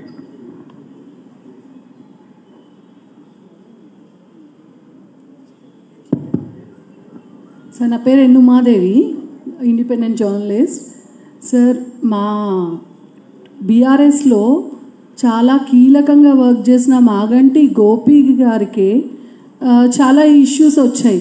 అగర్ మాగంటి సునీత గెలుస్తే నిలదొక్కుంటుంది అంటారా? అక్కడున్న రాజకీయాలు కంపేర్ టు అదర్ నియోజకవర్గం జూబ్లీహిల్స్ అనేది చాలా టిపికల్. సో ఆ మాగంటి గోపి గారికే పార్టీల పరంగా చాలా ఇబ్బంది అయింది కదా. సో సిచ్యువేషన్ ఎలా ఉండబోతుంది? సిస్టర్, ఇప్పుడు గోపి గారు అద్భుతంగా పనిచేశాడు. 3 సార్లు హ్యాట్రిక్ ఎమ్మెల్యేగా గెలిచాడు. కంటిన్యూస్గా హ్యాట్రిక్ ఎమ్మెల్యే ఆయన మేము ప్రచారానికి వెళ్తుంటే చాలా బస్తీల్లో గోపన్న చాలా మంచోడు, మాకు చాలా సహాయం చేశాడని ఆయన పనితనాన్ని ప్రజలు గుర్తు చేసుకుంటున్నారు. బస్తీల్లో గోపి గారి గురించి వాళ్ళు చెప్పడం జరుగుతూ ఉంది. సో సునీత గారు తప్పకుండా బాగా పనిచేయగలుగుతారు. సునీత గారు ఒక సగటు మహిళగా, ఒక ఇంటి యజమానిరాలిగా మహిళల బాధలను, మహిళల మంచి కష్టాలను బాగా తెలుసుకోగలిగినటువంటి వ్యక్తి. సో డెఫినెట్గా ఆవిడ బాగా పనిచేస్తుంది. ఆవిడకు వెన్నంటి బీఆర్ఎస్ పార్టీ ఉంటుంది. మేమందరం కూడా వారికి చేదోడు వాదోడుగా ఉంటాం. తప్పకుండా ఒక మహిళగా తన ప్రయత్నం తాను చేయడంతో పాటు whole party will be with us. Yes sir, Ravikumar, Namaste Telangana. Sir, రేపు సాయంత్రంతో ప్రచారం ముగుస్తుంది. ఇప్పటిదాకా మనం కాంగ్రెస్ వాళ్ళు అక్కడ ఏది గూండా రాజ్యం ఇది అంటున్నారు. ప్రచారం ముగిసారు, 48 గంటలు ఉంటుంది. దీన్ని ఎలా ఎదుర్కోబోతుంది బీఆర్ఎస్? అందుకే మేము ఈరోజు కేంద్ర ప్రభుత్వ ఎన్నికల కమిషనర్స్ను మా ఎంపీ సురేష్ రెడ్డి గారు, దామోదర్ రావు గారు కలుస్తున్నారు. ఈరోజు 4:30కి అపాయింట్మెంట్ కూడా ఇచ్చారు. కేంద్ర ప్రభుత్వ బలగాలను ఇక్కడ దించాలని చెప్పి బీఆర్ఎస్ పార్టీ ఎన్నికల కమిషన్ను కోరింది. మేము రిటర్న్గా నిన్ననే పంపాము. ఈరోజు అపాయింట్మెంట్ కూడా ఇచ్చారు. సెంట్రల్ ఫోర్సెస్ని పంపాలని. ఎందుకంటే ఇవాళ పోలీసులు చాలా దుర్మార్గంగా వ్యవహరిస్తూ ఉన్నారు. మన షేక్పేట్లో వహీద్ అని మా ముఖ్యమైన నాయకుడు, ఆయన ఇంట్లోకి చొరబడి ఆయన తల్లిగారి మీద, భార్య మీద కూడా మగ పోలీసులు రూడ్గా బిహేవ్ చేశారు. బెడ్రూమ్లోకి కూడా వెళ్ళారు. వాళ్ళ కుటుంబ సభ్యుల్ని రాత్రి ఎత్తుకుపోయారు. అంటే ఈ రకంగా ఇంత అమానవీయంగా విచ్చలవిడిగా పోలీసులు మహిళల పట్ల వ్యవహరిస్తూ ఉన్నారు. లిటరల్లీ మా నాయకులకు లోకల్ సిఐలు, ఏసీపీలు బెదిరింపులకు గురి చేస్తున్నటువంటి పరిస్థితి ఉంది. అందువల్ల కేంద్ర ప్రభుత్వం సెంట్రల్ ఫోర్సెస్ని ఇక్కడ దించాలని, మన దేశంలో ఎక్కడ చూడం ముఖ్యమంత్రి డీజీపీకి అపాయింట్మెంట్ ఆర్డర్ ఇచ్చిండు. అసలు నేనైతే ఇప్పటివరకు చూడలే ఇన్నేళ్ల జీవితంలో ముఖ్యమంత్రి చేతుల మీదుగా అపాయింట్మెంట్ ఆర్డర్ అందుకుంటున్న డీజీపీ శివధర్ రెడ్డి. ఇది అన్ని పేపర్లలో ఫోటో ఐటమ్. ఇంకా ఆ డీజీపీ లా అండ్ ఆర్డర్ని ఏం ప్రొటెక్ట్ చేస్తాడు? ఆ డీజీపీ న్యాయంగా ఎక్కడ వ్యవహరిస్తాడు? అందువల్ల ఇవన్నీ విషయాలు కూడా ఎన్నికల కమిషన్కి చెప్పాం. సెంట్రల్ ఫోర్సెస్ ఆధ్వర్యంలో జూబ్లీహిల్స్ ఎన్నిక జరపాలని మేము డిమాండ్ చేస్తా ఉన్నాం. Yes ma'am. నమస్కారం సార్, నా పేరు మర్యాద రామాదేవి, బిగ్ టీవీ నుండి. సార్, పోలింగ్ పర్సంటేజ్ చూసుకున్నా గత 4 ఎన్నికల నుంచి కూడా 53% అనేది ఇప్పుడు దాటలేదు. అయితే ఈసారి చాలా అంచనాలు పెరిగిపోతున్నాయి, పోలింగ్ పర్సంటేజ్ చాలా పెరగబోతుందని. ఈ పోలింగ్ పర్సంటేజ్ అనేది ఎవరికి అనుకూలంగా ఉండబోతుంది అనుకుంటున్నారు? రమాదేవి గారు, మంచి క్వశ్చన్. జనరల్గా మనం పాస్ట్ రికార్డ్ ఎప్పుడు చూసినా పర్సంటేజ్ ఎప్పుడైతే బాగా పెరుగుతుందో అది ప్రభుత్వ వ్యతిరేక ఓటు. ప్రజల్లో కోపం ఉంటున్నప్పుడు, ప్రజల్లో ఒక కసి ఉన్నప్పుడు ఏమవుతుందంటే ఓటర్ వచ్చి ఆ ప్రభుత్వానికి వ్యతిరేకంగా ఓటేస్తాడు. ఇన్ జనరల్గా ఉమ్మడి ఆంధ్రప్రదేశ్లో కానీ తెలంగాణ ఏర్పడిన తర్వాత కానీ మనం ఎప్పుడు చూసినా పోలింగ్ పర్సంటేజ్ పెరిగిందంటే అది ప్రభుత్వ వ్యతిరేక ఓటు. ప్రజల్లో కోపం ఉన్నప్పుడు, ప్రజలకు ప్రభుత్వం మీద కసి, ఈ ప్రభుత్వం పోవాలి అన్నప్పుడు ప్రజలు పెద్ద ఎత్తున వచ్చి ఓటేయడం జరుగుతుంది. జూబ్లీహిల్స్ అదే జరగబోతుంది. I think first time record polling Jubilee Hills లో జరగబోతుంది. రికార్డు మెజార్టీతో మా అభ్యర్థి సునీత గెలవబోతుంది. సార్, నేను మల్లికార్జున రెడ్డి, సాక్షి చీఫ్ కోర్ట్ అండి. మీరు కాంగ్రెస్ బీజేపీ ఒకటే, వాటి మధ్యలో ఒక ఫెవికాల్ బాండ్ ఉందని చెప్తున్నారు. ఈ మధ్యలో సీఎం రోడ్ షోలో ఒక కామెంట్ చేశారు. ఏంటి అంటే, కాళేశ్వరం సిబిఐ విచారణకి ఇచ్చినాము, నవంబర్ 11 లోపు వాళ్ళిద్దరు బీజేపీ బీఆర్ఎస్ ఒకటి కాకపోతే ఎఫ్ఐఆర్ నమోదు చేయాలని చెప్పేసి అన్నారు. దీని మీద మీ కామెంట్ ఏంటి? 2 ఏళ్ల నుంచి నువ్వేం చేసినావు? నువ్వు ఎన్డీఏసీ ఎంక్వైరీ అన్నావు, విజిలెన్స్ ఎంక్వైరీ అన్నావు, ఘోష్ కమిషన్ అన్నావు, ఏసీబీ అన్నావు, రకరకాలు పెట్టి 2 ఏళ్ల నుంచి వేధించినావు. ఎక్కడన్నా ఒక చిన్న తప్పు దొరకబెట్టినావా? ఇప్పుడు నయా నాటకం సిబిఐ పెట్టినావు. అసలు నిన్ను కదా ఓట్ ఫర్ నోట్ కేసులో ఇప్పటిదాకా నువ్వు స్టే తెచ్చుకొని నువ్వు ఈరోజు కోర్టును అడ్డం పెట్టుకొని ప్రాసిక్యూషన్ జరగకుండా ముందుకు పోతున్నావు. నీ మీద ఈడీ కేసు ఉంది, ఓట్ ఫర్ నోట్ కేసు. 5 ఏళ్ల కింద నీ మీద ఓట్ ఫర్ నోట్లో ఈడీ కేసు అయితే ఇప్పటిదాకా ఈడీని ఎందుకు అరెస్ట్ చేస్తలేదు? నీకు బీజేపీతో సంబంధం ఉంది కనుకనే నువ్వు ఇలాంటి మాటలు మాట్లాడుతున్నావు. నిన్ను ఈడీ ఎందుకు అరెస్ట్ చేయలేదు ఇప్పటిదాకా? ఓట్ ఫర్ నోట్ కేసులో నీ మీద ఈడీలో ఎఫ్ఐఆర్ ఉంది. Why ED is not arrested Revanth Reddy? This should answer both Kishan Reddy and Revanth. Yes Rahul garu. Sir, Rahul from the Wire. Sir, ఈ ఎలక్షన్స్లో కాంగ్రెస్ అరాచకాలు మితిమీరిపోయినాయని మీరు చెప్తున్నారు. 2023లో ఇదే పరిస్థితిలో అది ఫోన్ ట్యాపింగ్ ద్వారా జరిగిన అరాచకాల కంటే ఎక్కువ ఇవి. ఎందుకంటే అప్పుడు రేవంత్ రెడ్డి లీడర్స్ లైక్ రేవంత్ రెడ్డి, బండి సంజయ్ ఫోన్లు, వాళ్ళ ఫ్యామిలీ మెంబర్స్ ఫోన్లే ట్యాప్ అయినాయి. అవి ఇన్వెస్టిగేషన్ ఏజెన్సీస్ రిపోర్ట్స్లోనే తేలింది సార్. అది ఏం తేలలేదు. ఇదంతా కూడా రేవంత్ రెడ్డి ప్రభుత్వం చేస్తున్న ఆరోపణ. ఇప్పుడు అది కోర్టులో ఉంది, న్యాయస్థానంలో ఉంది. నిజంగా జరిగితే బయట పెట్టు, యాక్షన్ తీసుకో. Who is stopping you?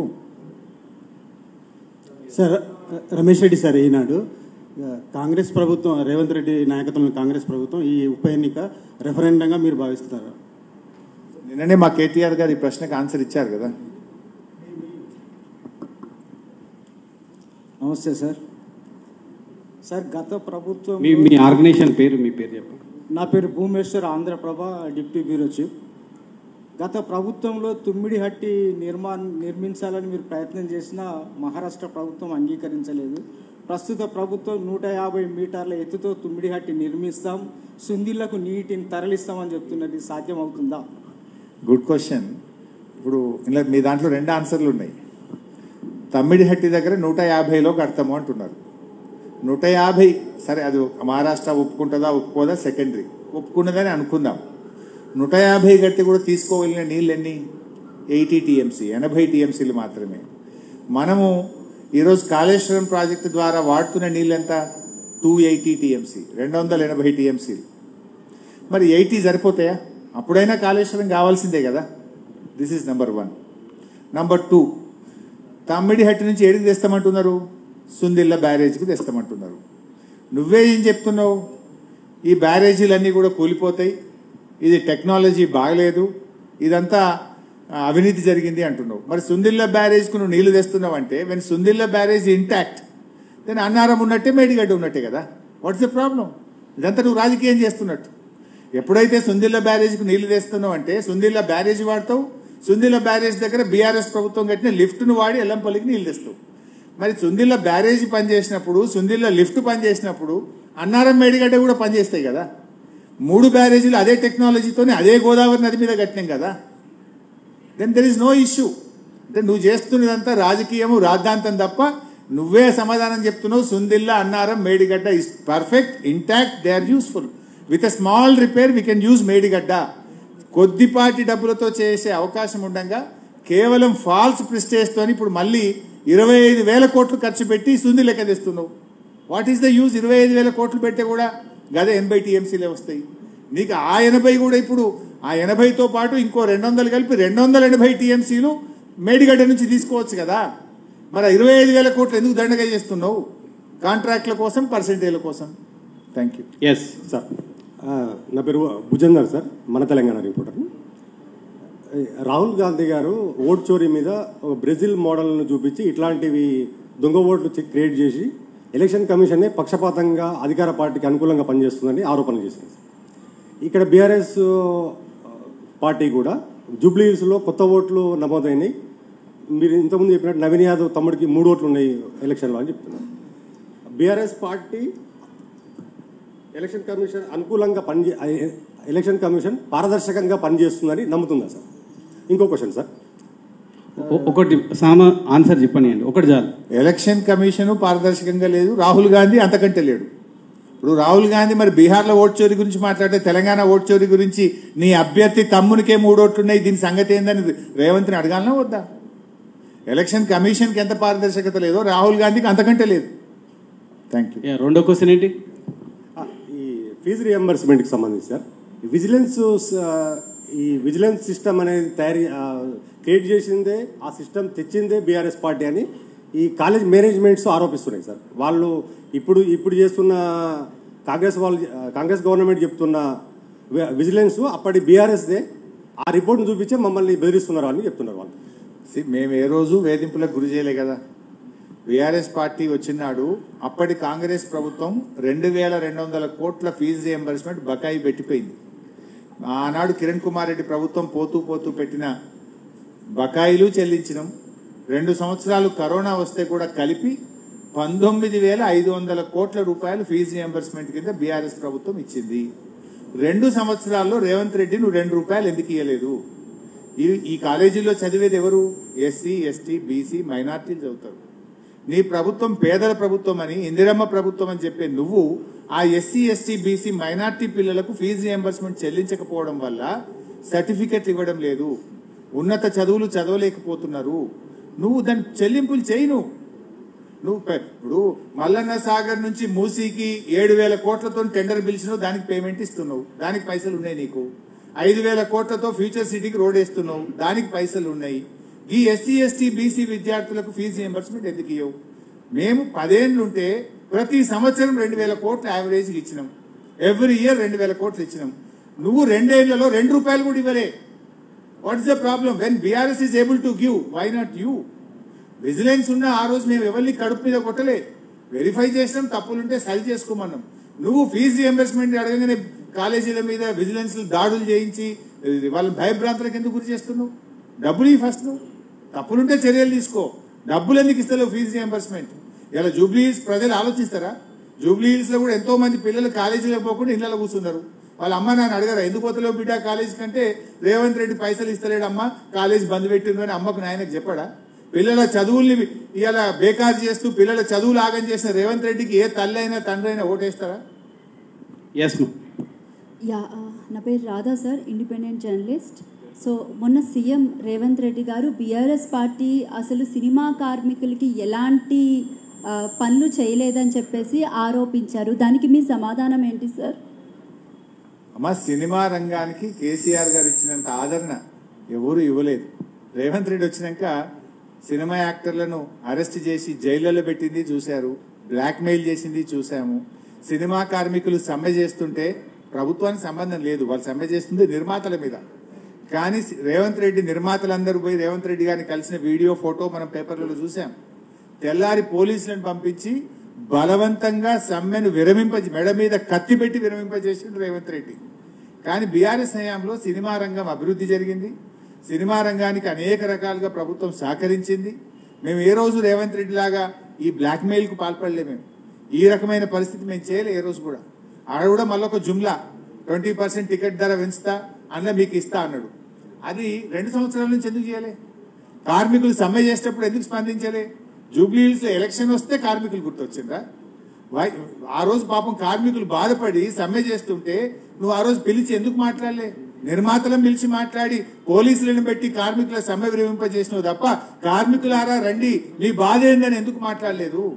ఓట్లు వస్తే కార్మికులు గుర్తొచ్చింది. కానీ BRS never did like that. BRS ఎప్పుడు ఒకే తిరిగా ఉంది. Yes. Hello sir, Anjana news minute నుంచి. సార్, నేను యూసుఫ్ కూడా రెహమత్ నగర్ సైడ్ కొంచెం రిపోర్టింగ్ చేశాను before attending this press conference. అక్కడ వచ్చి బీఆర్ఎస్కి బాగానే సపోర్ట్ ఉంది, బట్ 1 పాయింట్ సీనియర్ యూత్ నుంచి బాగానే సపోర్ట్ ఉంది బీఆర్ఎస్కి. కానీ కొన్ని సీనియర్ సిటిజన్స్తో మాట్లాడితే వాళ్ళ పెద్ద సమస్య ఏమన్నారంటే, ఇప్పుడు అభితో హుకుమత్ మే కాంగ్రెస్ హై, అయితే ఓట్ చేస్తే కాంగ్రెస్కి వేస్తే ఏదైనా వచ్చే అవకాశం ఉందని ఒక నమ్మకం. సో ఇప్పుడు పవర్లో లేనప్పుడు బీఆర్ఎస్ ఎంతవరకు హెల్ప్ చేయగలుగుతుంది, ఎంతవరకు యూస్ఫుల్గా ఉండగలుగుతుంది ఒక లాంటి నియోజకవర్గంలో? अब हुकूमत में कांग्रेस तो है, फिर कंटोनमेंट में क्या करे? कंटोनमेंट में जीत के 1.5 साल हो गए. कंटोन में बहुत कुछ वादा करे, 6000 घर बनाते बोले, स्टेडियम बनाते बोले, मिलिट्री लैंड में पट्टा देते बोले, कुछ भी नहीं करे ना. जीत के भी 1.5 साल हो गए. जाएंगे कंटोनमेंट में, बात करेंगे. कंटोनमेंट में रोड़ा पूरा पार्ट होल गिर गए, कोई स्ट्रीट लाइट आ रहा नहीं रात में. फिर क्या करे कंटोनमेंट में? कुछ नहीं करे. एटलीस्ट बीआरएस जीते तो कांग्रेस को पूछेंगे, हम पकड़ के, हम कांग्रेस को जोर से हम पूछ सकते. हम असेंबली में पूछेंगे, बाहर लड़ेंगे.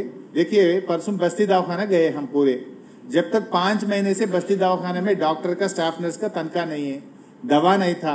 जब बीआरएस जाके बस्ती दवाखाना विजिट करके गला पकड़ के पूछे, सैलरी आ गया, दवा भी आ गया. तब तक टिम्स का कोई काम ही नहीं हो रहा था. जब बीआरएस एलबी नगर टिम्स जाके क्यों नहीं चल रहा 2 साल से बोले तो इमीडिएटली टिम्स के पास हेल्थ सेक्रेटरी भागना शुरू करे, इंजीनियर्स भागना शुरू करे, हम करेंगे बोल के बोल रहे. तो बीआरएस का आवाज तेलंगाना को डेवलप कर सकता. ये जो गुंडागर्दी कर रहे, ये लोग जो हाइड्रा बोल के घरा गिरा रहे, बीआरएस जाके उसको रोक रहे, हाइड्रा के खिलाफ लड़ रहे बीआरएस पार्टी. कल जुबली हिल्स बस्तियों में फिर हाइड्रा लगाएंगे ये लोग. जीते तो क्या बोलते? अब हम हाइड्रा लगा के घर गिराने के बाद भी हमारा जुबली हिल्स में जिताए और घर तोड़ेंगे और घर को गिरा देंगे बोलते. हैदराबाद में एक घर बनाए क्या रेवंत रेड्डी? 2 साल में एक घर भी रेवंत रेड्डी नहीं बनाए. केसीआर साहब ने 1 लाख डबल बेडरूम घर बना के गरीब लोगों को बगैर 1 रुपया दिए, लेकिन रेवंत रेड्डी ने 1 लाख घर गिरा दिया है. बनाए सो पार्टी बीआरएस है, गिराए सो पार्टी कांग्रेस है. अब कौन जीतना आप सोचो. Yes. Sir Kiran sir, T news. Sir, ఈ సమ్మక్క సారక్క ప్రాజెక్టు కనుక పూర్తయితే కాళేశ్వరం ప్రాజెక్టును నిర్వీర్యం చేసే కుట్ర జరుగుతుంది. అది ఫుల్ లెవెల్ ట్యాంక్ కనుక వచ్చినట్లయితే ఖచ్చితంగా మేడిగడ్డ మునిగిపోతుందని నిపుణులు మాట్లాడుతున్నారు. మీరేం చెప్తారు సార్ దాని మీద? కాంగ్రెస్ పార్టీ ఎట్ట తయారైందంటే కేసీఆర్ కు పేరు రావద్దు, బీఆర్ఎస్ కు పేరు రావద్దని క్రూరంగా వ్యవహరిస్తూ ఉంది. ప్రభుత్వాలు మారుతాయి, పార్టీలు మారుతాయి, కానీ ఏ ప్రభుత్వం వచ్చినా బాధ్యతాయుతంగా పనిచేయాలి. సపోజ్ మేము వచ్చినాం, వైఎస్ రాజశేఖర రెడ్డి గారు ఫీజు రియంబర్స్మెంట్ స్కీమ్ పెడితే we continued as it is. YS Rajasekhara Reddy గారు ఆరోగ్యశ్రీ పథకం పెడితే 2 lakhs ను 5 lakhs కు పెంచి we continued as it is. YS Rajasekhara Reddy గారు 108 స్కీమ్ పెడితే we continued as it is. So some schemes good for the society, good for the people. Government మారినా కూడా దాన్ని కంటిన్యూ చేయాల్సిన విజ్ఞత ఉండాలి. రేవంత్ రెడ్డికి ఆ విజ్ఞత లేదు. రేవంత్ రెడ్డి ఎంతసేపు ఏదో ఒక రకంగా, ఇప్పుడు mission Bhagiratha one of the best scheme in the country. We have become a model to the whole country. Country has learned from Telangana. Many state secretaries, ministers, all the way they came to Telangana. They saw the project and they seek the guidance. So, ee roju Mission Bhagirath పరిస్థితి ఏంటంటే maintenance డబ్బులు ఇస్తలేడు, దాన్ని fail చేసే ప్రయత్నం చేస్తాం. ప్రతి ఇంటికి మంచినీళ్ళు ఇచ్చి దేశానికి రోల్ మోడల్గా నిలిచిన మిషన్ భగీరథను మెయింటెనెన్స్ డబ్బులు ఇవ్వక 8 నెలలు 10 నెలల నుంచి అక్కడ కార్మికులకు జీతాలు రాక మిషన్ భగీరథలో నీళ్లు రావట్లేదు, ప్యూరిఫికేషన్ జరగడం లేదు, దాన్ని ఫెయిల్ చేస్తుండు. ఎవరైనా బుద్ధున్నోడు చేస్తాడా పని? అన్ని వేల కోట్లు పెట్టి కోట్ల మంది ప్రజలకు ప్రతిరోజు స్వచ్ఛమైన శుద్ధి చేసిన త్రాగునీరు 4 ఏళ్ళు ఇచ్చినాం మేము దాన్ని 4 to 5 years రన్ చేసినాం సక్సెస్ఫుల్ గా, ప్రజలకు నీళ్ళు ఇచ్చినాం. నువ్వు రాగానే ఎందుకు ప్రాబ్లం వస్తుంది? ఇంటెన్షనల్లీ దాన్ని నువ్వు ఫెయిల్ చేసే ప్రయత్నం చేస్తున్నావు. ఇంటెన్షనల్లీ కేసీఆర్ గారు ప్రభుత్వం కట్టిన కాళేశ్వరంను ఇప్పుడు ఇందాక చెప్పిన సుందిల్లా పనికి వస్తుందంటే మేడిగడ్డ పనికి రాదా మరి? సో అట్లా ఇంటెన్షనల్ గా దెబ్బతీస్తున్నాడు. ఇది రాష్ట్ర ప్రగతికి విఘాతం కలిగించే చర్యలు విఘ్నులైన రాష్ట్ర ప్రజలు అన్ని గమనిస్తున్నారు. ఎస్ మిత్రం. సార్ నా పేరు సవీన్, స్వతంత్ర టీవీ. ప్రధానంగా రాష్ట్రంలో ఎప్పుడు ఉప ఎన్నికలు వచ్చినా బీఆర్ఎస్ పార్టీ పైన ఒక విమర్శ. ఉప ఎన్నికల్లో అభ్యర్థిని నిలబెట్టకుండా ఏకగ్రీవం చేసే సాంప్రదాయానికి బ్రేక్ వేసింది బీఆర్ఎస్ పార్టీ అనేది ఇప్పుడు సీఎం కూడా ఇదే అంశాన్ని జూబ్లీహిల్స్ ఉప ఎన్నికల్లో ప్రస్తావిస్తున్నారు. దీనిపై ఏం చెప్తారు? అవునబ్బా, నీకు అంత విఘ్నత ఉంటే నువ్వు పెట్టకుండా ఉండాల్సింది. నిన్ను ఎవరు పెట్టమన్నారు? నీకు అంత విఘ్నత ఉంటే, నీకు అంత సోయి ఉంటే నువ్వు పెట్టకుండా ఉండి అప్పుడు నువ్వు మాట్లాడాలి. నువ్వెందుకు పెట్టినావు మరి ఇప్పుడు? Sharif sir, Sharif sir V6 నుంచి ఇప్పుడు ఓట్ల కోసమే కాంగ్రెస్ నేతలు జూబ్లీహిల్స్కి వెళ్తున్నారని చెప్పి మీరు స్టేట్మెంట్ ఇస్తున్నారు. కాంగ్రెస్ మాత్రం చెప్తోంది మాగంటి గోపీనాథ్ ఆ పార్టీకి సంబంధించినటువంటి శాసనసభ్యుడు చనిపోతే అసెంబ్లీలో సంతాప సభ పెడితే ఆ పార్టీ అధినేతగా కేసీఆర్ రాలేదు, ఇప్పుడు ఓట్ల కోసం కేటీఆర్ మాగంటి సునీతను ఇబ్బందులు పెడుతున్నాడు అని చెప్పి కాంగ్రెస్ అంటోంది. దీనికి మీ కామెంట్? మేము ఆ కుటుంబానికి అండగా నిలబడ్డాము. ఆ కుటుంబాన్ని ఇవాళ పాపం దురదృష్టవశాత్తు గోపి గారు చనిపోతే I'm the first person to reach the hospital. Within half an hour reach అయ్యాం. కేటీఆర్ గారు ఆల్ ద వే విదేశాల్లో ఉంటే పర్యటన రద్దు చేసుకొని all the way he came to India. మొత్తం అంత్యక్రియలు జరిగే వరకు మేము భుజాన గోపి గారి పాడే మోసి గౌరవప్రదంగా ఆ కుటుంబానికి అండగా నిలబడ్డది బీఆర్ఎస్. ఇవాళ అమ్మాయిని నిలబెట్టి ఆ అమ్మాయి గెలుపును భుజాన వేసుకొని గెలిపిస్తున్నది బీఆర్ఎస్ పార్టీ. కానీ రేవంత్ రెడ్డి ఏం చేస్తుండు? ఆ అమ్మాయిని వేధిస్తున్నాడు, అమ్మాయి పిల్లల్ని గోపి గారి పిల్లల మీద కేసు పెట్టి వేధిస్తున్నాడు, 14 మంది మంత్రులను పెట్టి ఆ కుటుంబం మీద ఇష్టరాజ్యాలు మాట్లాడుతున్నాడు. ఆ అమ్మాయి కన్నీళ్లు పెట్టుకుంటే, భర్త చనిపోయి కన్నీళ్లు పెట్టుకుంటే ఆ కన్నీళ్లను కూడా రాజకీయం చేసినావు కదా రేవంత్ రెడ్డి. పొన్నం ప్రభాకర్ మాట్లాడుతున్నాడు, ఏడిస్తే కూడా ఏడుపును కూడా రాజకీయం చేస్తావా నువ్వు? ఇంత ఇన్హ్యూమన్గా ఉంటాయా ఎవరన్నా? నువ్వు కదా ఈ అమ్మాయిని ఏడుపును, తన బాధను కూడా నువ్వు వెక్కిరించి, అమ్మాయి కన్నీళ్లను కూడా వెక్కిరించిన కాంగ్రెస్ పార్టీకి ఆ మాట మాట్లాడే హక్కు ఉందా?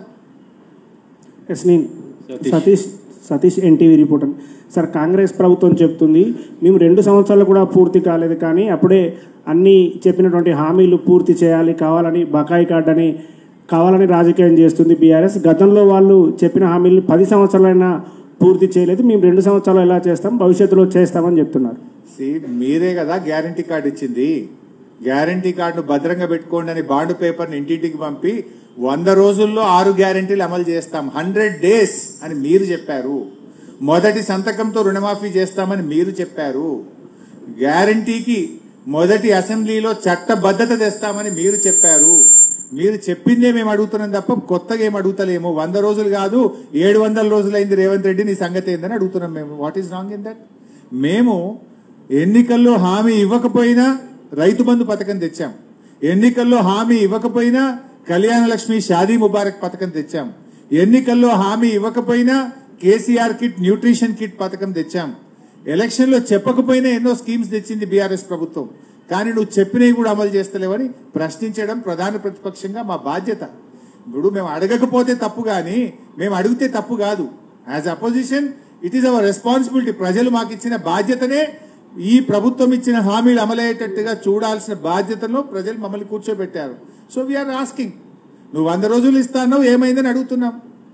అసలు రేవంత్ రెడ్డి వచ్చినాక ఎన్ని ధరలు పెంచిండు బైసాబ్? బీర్ ధరలు పెంచిండు, విస్కీ ధరలు పెంచిండు, రోడ్ ట్యాక్స్, మోటార్ సైకిల్ కొనుక్కుంటే లైఫ్ ట్యాక్స్, రోడ్ ట్యాక్స్ పెంచిండు, అదేవిధంగా విత్తనాల ధరలు పెంచిండు, బస్ టికెట్ల ధరలు పెంచిండు, మెట్రో రైలు పెంచిండు.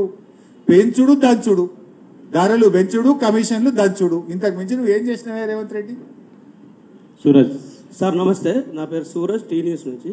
అంటే మీరు ఆర్థిక శాఖ మంత్రిగా పనిచేసారు. ప్రస్తుతం కాంగ్రెస్ అవలంబిస్తున్న ఆర్థిక విధానాలు పూర్తిగా ఫెయిల్యూర్గా ఉన్నాయి.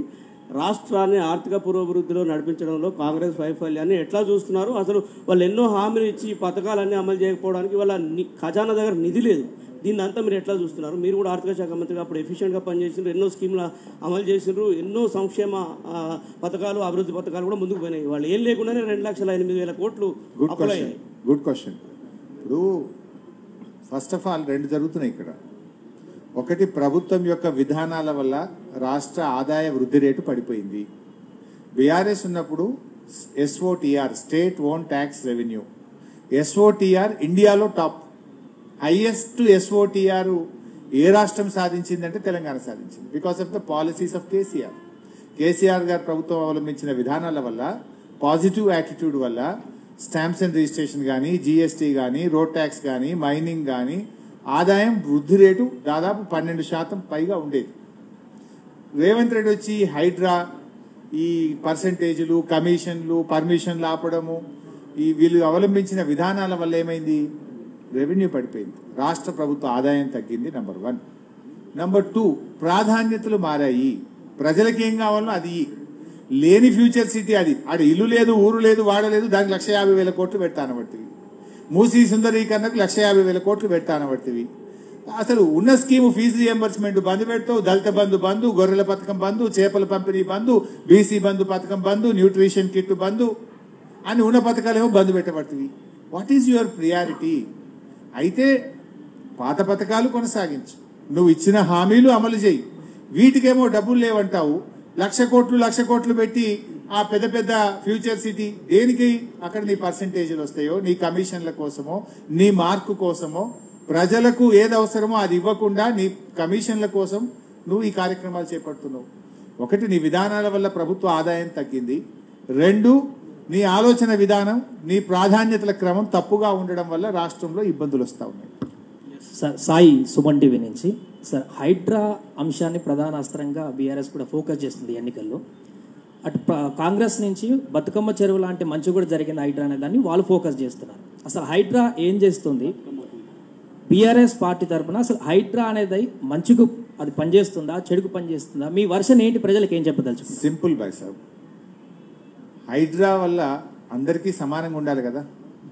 రేవంత్ రెడ్డి తమ్ముడు తిరుపతి రెడ్డి ఇల్లు మరి శిఖంలో ఉంటే ఎందుకో కూలగొట్టదు హైడ్రా. పొంగులేటి శ్రీనివాసరెడ్డి ఇల్లు ఎందుకో కూలగొట్టరు. పట్నం మహేందర్ రెడ్డి ఇల్లు ఎందుకో కూలగొట్టరు.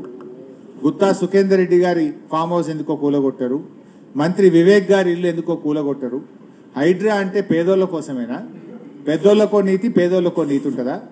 వీటన్నిటిని ఎందుకు కూలగొట్టరు అని మేము అడుగుతా ఉన్నాం. ఇవాళ హైడ్రాలో ఇందాక నేను చెప్పినా కదా, 11 ప్రాజెక్టులు, 13,000 కోట్ల రూపాయల 11 ప్రాజెక్టులు అన్ని చెరువు శిఖాల్లో ఉన్నాయని చెప్పి బట్టి విక్రమార్క ఉప ముఖ్యమంత్రి ప్రెస్ మీట్ పెట్టి వీడియోలలో చూపించిండు అన్ని. ఇగో ఇది ఈ చెరువులు ఉంది, ఇది ఈ చెరువులు ఉంది అన్నాడు. మరి ఏమైంది? ఎంతకు సెటిల్ చేసుకున్నారు? ఆ 11 ప్రాజెక్టుల గురించి రేవంత్ రెడ్డి హైడ్రా ఎందుకు పెదవులు మూసుకున్నది? ఎందుకు పేదోని ఇండ్లే కూలగొడుతున్నారు? పేదోడికో న్యాయం, పెద్దోడికో న్యాయం ఉంటుందా? ఎవరు ఆ హైడ్రాలో నష్టపోతున్నారు? 60 గజాలు, 50 గజాలు, 40 గజాలు ఉంది కదా. కనీసం పుస్తకాలు, నోట్ బుక్స్ తెచ్చుకుంటామంటే కూడా పిల్లలకు టైం ఇయ్యవా? వాటర్ బాటిల్ తెచ్చుకుంటా అంటే కూడా టైం ఇయ్యవా? ఇంట్లో ఉన్న వస్తువులు తెచ్చుకుంటా అంటే కూడా టైం ఇయ్యవా? శనివారం, ఆదివారం నాడు అర్ధరాత్రి పూట పోయి హైడ్రా అయిందండి. ఏం తమాషా ఇది? మేమేమో అలాంటి పేదలకు తెలిసో తెలవకో పేదలు ఇంత గుడి చేసుకుంటే వాళ్ళకు 58 జీవో 59 కింద కేసీఆర్ గారు పట్టాలు ఇచ్చిండ్రు. నువ్వేమో కూలగొడుతున్నావు. మేము ఒక ఇంటి వాళ్ళని చేసినాం, నువ్వు నిరాశ్రయులను చేస్తున్నావు. అందుకు మేము వ్యతిరేకం. నీకు దమ్ముంటే ముందు నేను చెప్పిన అన్ని పెద్ద పెద్దోళ్ళకి కూలగొట్టు. ఫస్ట్ వాళ్ళకి కొట్టినాక గరీబం దగ్గర రాను, వాళ్ళకి ప్రత్యామ్నాయం చూపి, వాళ్ళకి డబుల్ బెడ్రూమ్ ఇల్లు, ఆ పేదోనికి ముందు నీడ కల్పించి నువ్వు కావాలంటే డెవలప్మెంట్ చేయి. డెవలప్మెంట్ పేరు మీద విధ్వంసం జరగద్దు.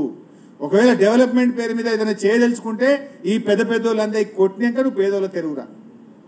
ఓకే మిత్రమా. సార్ మహేష్ వార్తా నుంచి సార్, తెలంగాణలో ఎక్కడ ఉప ఎన్నిక జరిగినా అక్కడ ఓటర్ కాస్ట్లీ అయిపోయింది, ముఖ్యంగా మునుగోడు తర్వాత. ఇప్పుడు మునుగోడులో బీఆర్ఎస్ పార్టీ అవలంబించిన విధానాన్ని జూబ్లీహిల్స్లో కాంగ్రెస్ పార్టీ అవలంబిస్తున్నది. అంటే మీరు పోల్ మేనేజ్మెంట్ సిస్టమ్ కావచ్చు, మంత్రులు వచ్చి అక్కడ ప్రచారాలు చేయడం కావచ్చు, రాష్ట్రంలో ఉన్న ఇతర కార్యకర్తలను తీసుకొచ్చి అక్కడ ప్రచారం చేయించడం కావచ్చు, ఈ సిస్టమ్ అనేది కరెక్టేనంటారా?